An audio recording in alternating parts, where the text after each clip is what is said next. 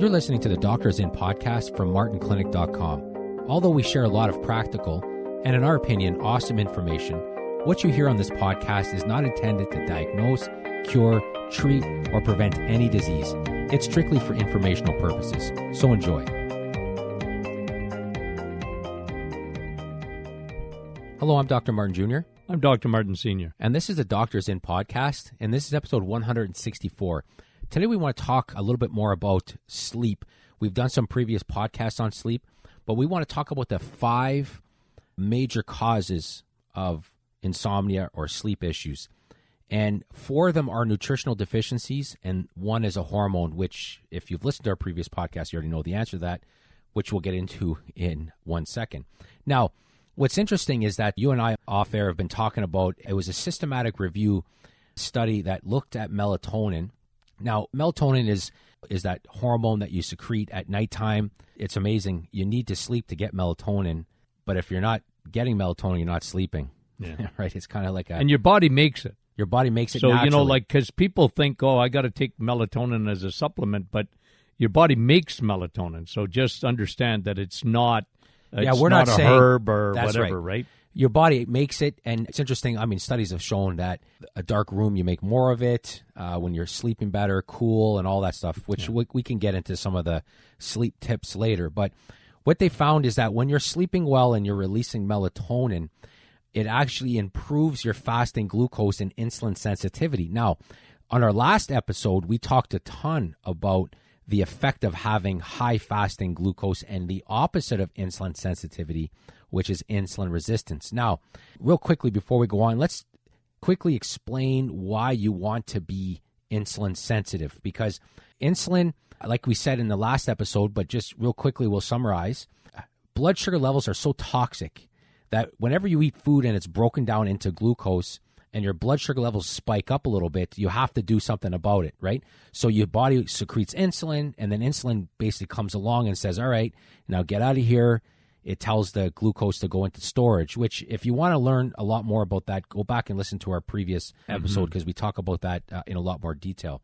But insulin resistance happens when you're constantly having to lower your blood sugar levels because it's always spiking, and eventually your cells just stop listening to insulin, so your cells become resistant, which is where the term insulin resistant comes from. So when you are insulin resistant, you need to secrete a lot more insulin to get the same job done. However, on the flip side, when you are insulin sensitive, when your cells are really sensitive, it's like a person that's really sensitive, right? You don't have to say or do much around them. They react. Yeah. And that's what happens. So the cells that are insulin sensitive, they only need a little bit of insulin, and then they do the same job as normally.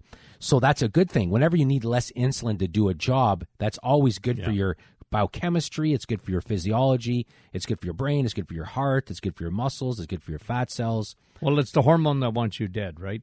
Insulin wants you dead. Overuse of insulin wants you dead. And it really, really, really, really wants you dead. And it's funny because insulin is so crucial to life.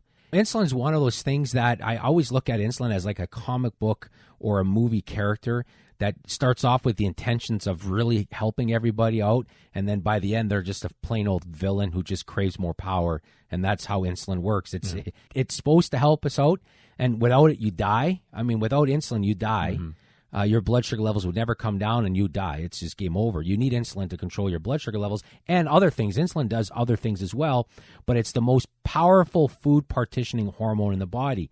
It controls where things go in your body after you eat, right? It tells you, Are you going to storage? Without insulin, you're going to burn it off. It's all these things that happen.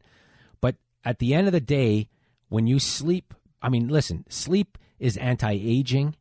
You age better. Sleep, they've shown one of the stages of sleep, which is REM, you're doing a brain dump in a sense. It's like when your computer gets so backed up with all this data and you clear the cookies and you clear the cache, and then all of a sudden the computer's running better. That's what sleep does to your brain.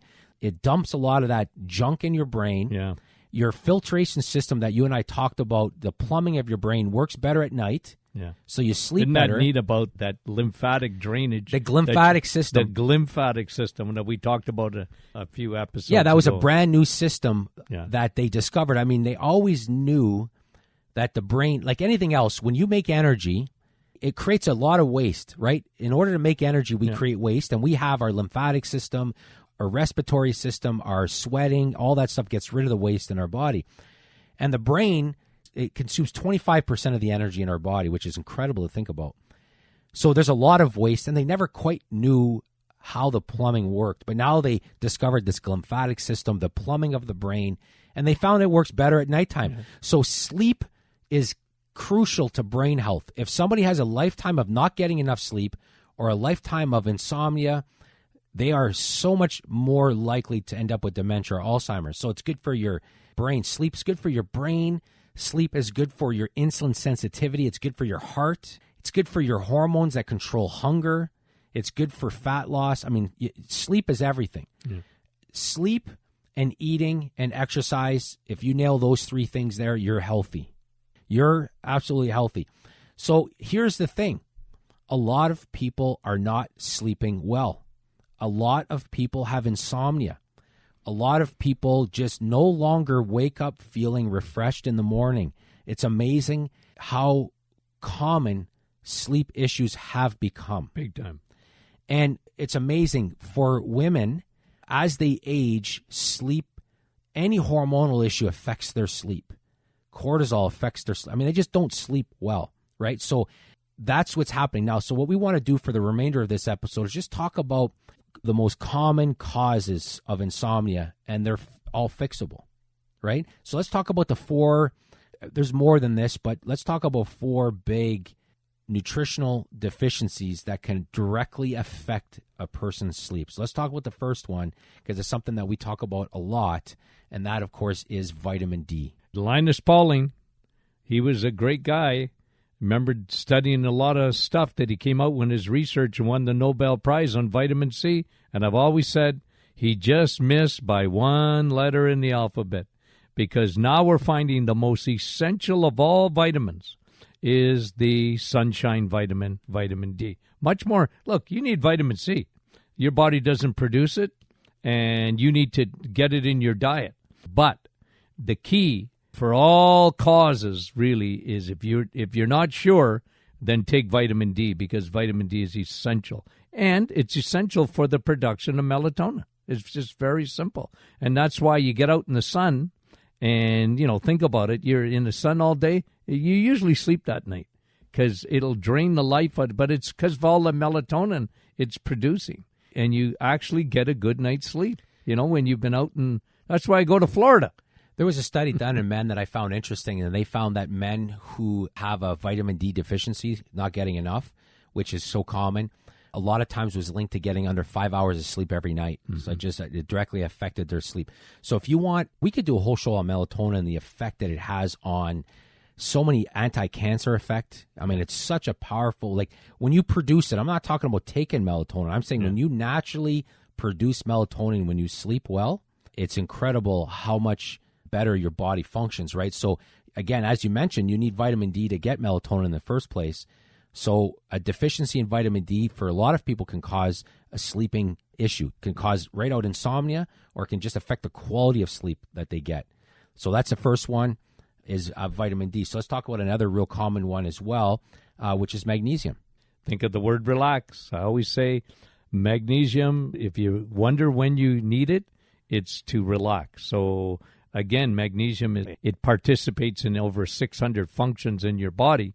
So magnesium is an essential mineral, and we don't have much of it. It's not in food like it used to be because of soil erosion and pesticides and herbicides. And even if they consume it, they're not absorbing it the same way because of all the digestive issues that people have. Yeah, and magnesium is essential. So again, it's one deficiency that we see big time in people today, right? And if you're stressed, guess what mineral goes out your body, right? And it's interesting because vitamin D is directly tied to a neurotransmitter, which is GABA, which is so important as well to help with sleep, right? So, I mean, there's a direct connection to your ability to sleep, but then there's also a lot of side pathways that definitely affect your sleep, which is why. And if you're eating a lot of sugar, you guess what happens? Your magnesium, right? It's one of the minerals that you are really secreting a lot out. It comes right out of your body on a high carbohydrate, crappy diet, right? So let's talk about the third one then. So we talked vitamin D, we talked about magnesium. Another big one that you talk a lot about is vitamin B12. And vitamin B12 should be at optimal levels. You know, we're learning so much more now, and so common today, the B12. Like you said, anybody with digestive issues are going to be low in B12. Almost every medication that you can think of, from high blood pressure to diabetic medication like metformin and whatever, these are common meds today. And guess what? Well, antacids. Antacid, you are going to be low in B12. Again, if you're taking B12, oh, doc, I take it. I take a multivitamin. You're not getting B12 in it. You need to take the methyl B12 to be absorbed. It has to be sublingual. Yeah, methylcobalamin, and it has to be sublingual. You can't swallow it at all in terms of like in a capsule because if it's mixed in with the other B complexes, you may be getting the other Bs, but you're definitely not getting the B12. And when you get a blood test done and it's in that normal range, no, because it needs to be in an optimal range. And again, we've talked about this on previous podcasts, but does it matter? We get this question a lot when it comes to thyroid. We get this question a lot when it comes to testosterone. But for example, if a guy has every symptom of low testosterone, right? They're tired at nighttime. They got all these symptoms of low testosterone, and then they get it checked, and the doctor's like, well, it's normal. Yeah. And then they're like, well, it says it's normal. Yeah, but it's not optimized for you. Your body needs more testosterone than what it has. Yeah. So for you, that's low. Yeah. And then when they get it higher, they feel better. And then the doctor says, oh, it's too high. We got to bring it down. And then they bring it down, and then they don't feel good anymore. B12 is kind of the same way. I firmly believe that there's an optimal level, and each of us is a little different that we function better at. And a lot of it has to do with our history. Like they're finding this out more and more now, even with the bariatric surgeries that people are getting. It is absolutely destroying their ability to get B12 normally. So they have to sublingual it. But I mean, it's such a problem nowadays, B12, that so many people are low in it. But again, the numbers don't matter to us as much. It's just how do you feel when it comes to that. But there's a direct effect that low B12 has on people's ability to sleep. And which moves on to the next one that's kind of related to this, which of course is iron. Iron is one of those things that women especially are. Here's the thing, all right? I'm going to read off some symptoms: and low energy, heart palpitations, lightheaded, burning in the legs when climbing stairs, stressed, irritable, depressed, brain fog. Now, a lot of those symptoms sound like thyroid. So a lot of women have thyroid symptoms, and it's masquerading for some of them as they got anemia, they got low iron, and vice versa in a lot of ways. But iron presents itself, they're fatigued, pale, they look pale. There's a lot of symptoms, but the problem with iron is most people just don't get enough because we're scared to eat meat. We're scared to eat red meat nowadays, and there's a difference between the iron found in meat in the plant kingdom, right, versus plants. Yeah. So if you're a vegetarian or you're a vegan, you definitely are struggling to get enough iron. And we don't call it hem iron. We call it what? Heme iron. Heme. You corrected me today. Yeah, because you were talking about hemming. Well, your Google corrected me. And I was like, I'm pretty sure it's not that, because every time you mentioned that, I kept on looking at my jeans thinking I got to shorten them because you were calling them hem. Hem. But it's, like the Hemi engine. Dr. Google says it's that. No, it is funny, but. Heme. You have, heme iron. And it's funny, right? Because you have, and I remember Grandpa Martin, the same thing. You have your way of saying certain words, right? Like, I like how you say diabetes.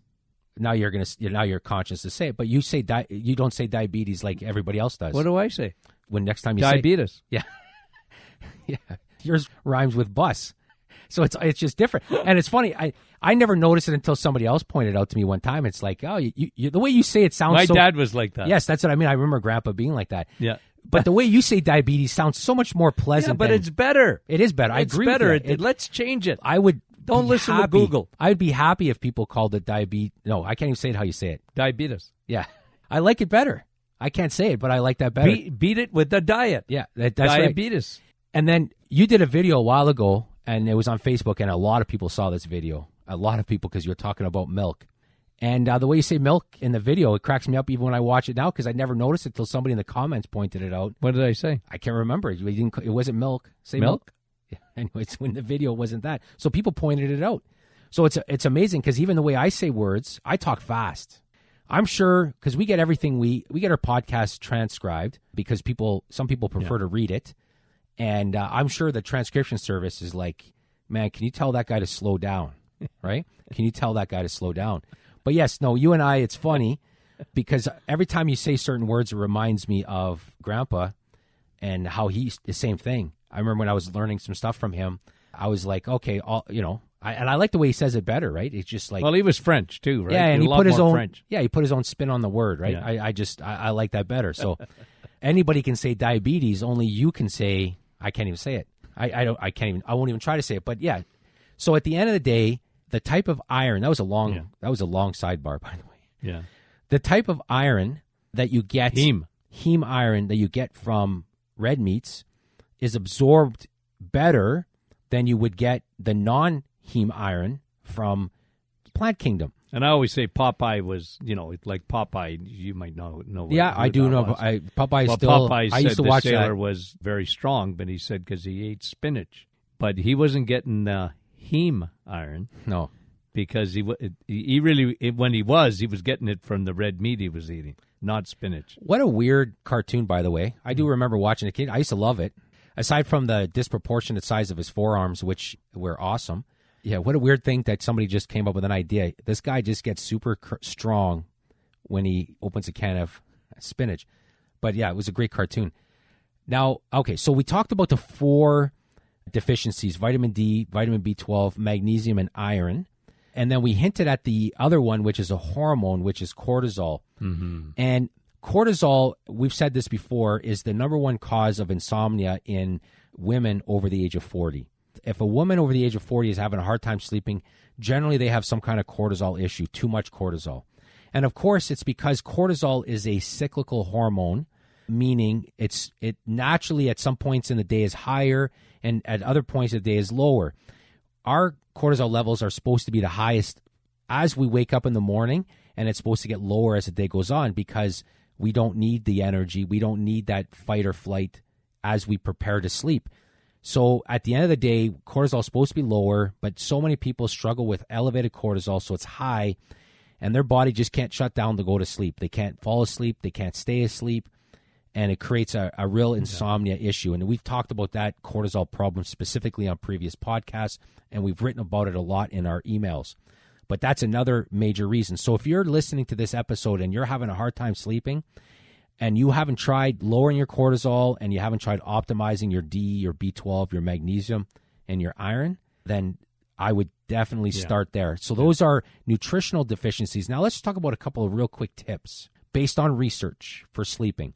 We know for sure that a black, dark room dark is best for melatonin secretion. So even to the point... Cover your eyes then.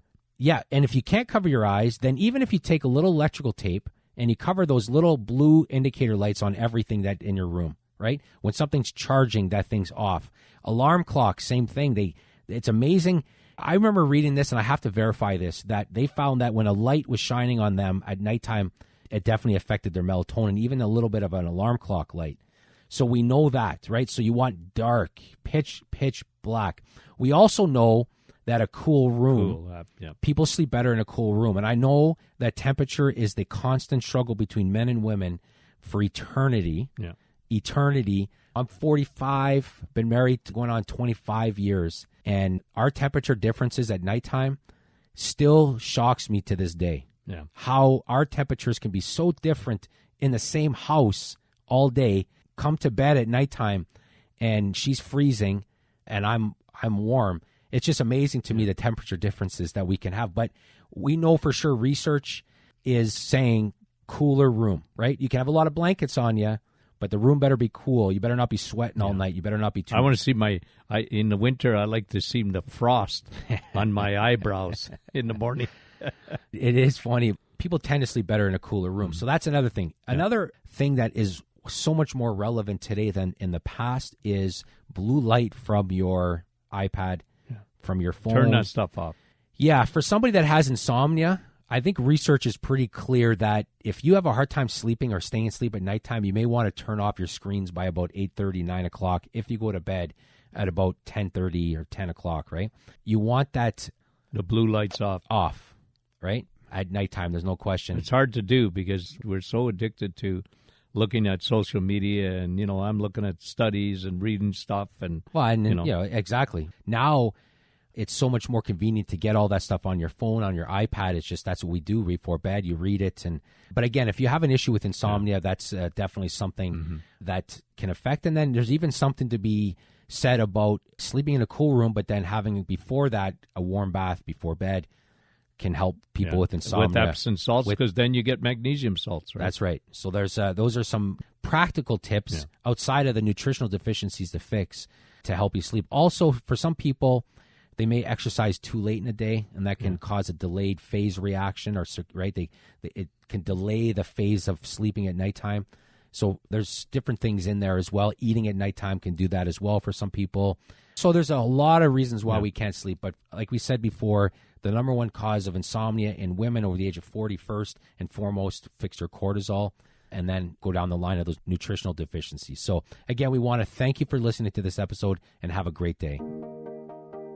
Thanks for listening to the Doctor Is In podcast from martinclinic.com.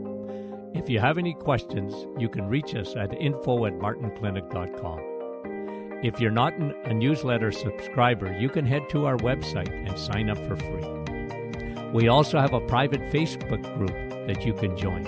It's a community of awesome people. Finally, I do a Facebook Live every Thursday morning at 8:30. Join us again next week for a new episode.